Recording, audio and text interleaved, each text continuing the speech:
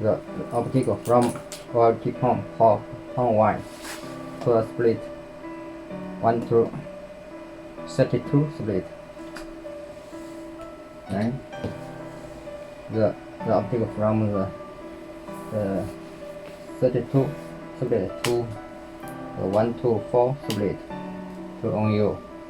It can work normally.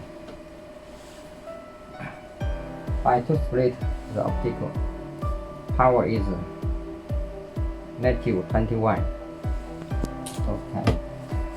Now let's add another split to the fiber link. Okay.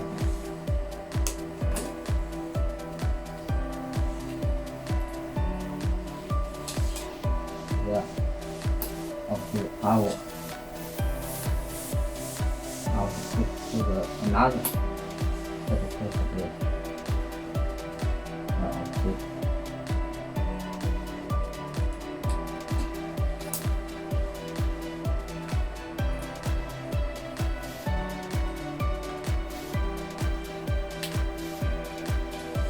Now can check the optical power input. 能看清吗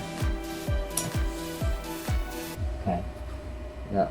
The OU cannot